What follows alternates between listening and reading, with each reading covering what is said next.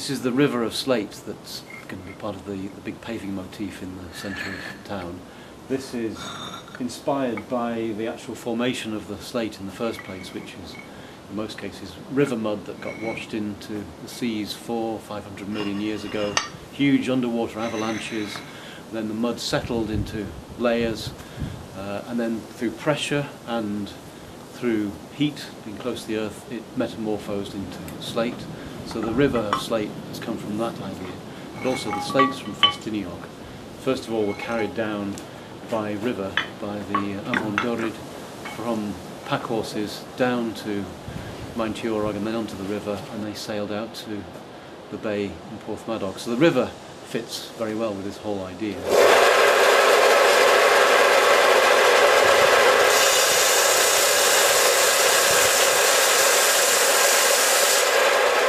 The river is the main element of this in a way, but equally you could say the thing that people are very inspired by is on either side we've got 350 plus names of all the different slate quarries that operated in Wales, and every colour of slate represents the colour that was used in that quarry. In many cases it is actually from that quarry, and then we've got them all laid out in alphabetical order. This is a nice example of the different colours of slate that we've got celebrated here in the motif.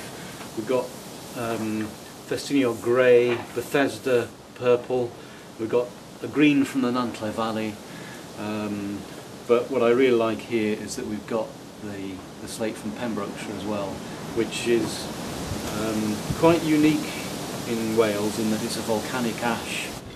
Something I always like to do in my work is to involve text as well, and Gwyn Thomas is a well-known poet from Blaenau Ffestiniog, and so Gwyn agreed to make two special little phrases that go on this piece, one in Welsh, one in English. And in Welsh he says, "Llifa amser yn ei flaen, a llifa dŵr, ni llifa bywyd cregiwr," which roughly translates means time flows on, and water too, but not the life of a rockman, which is it's quite hard-hitting really. It's a reminder of the number of people who died and were injured in the industry, with all the names of the quarries either side.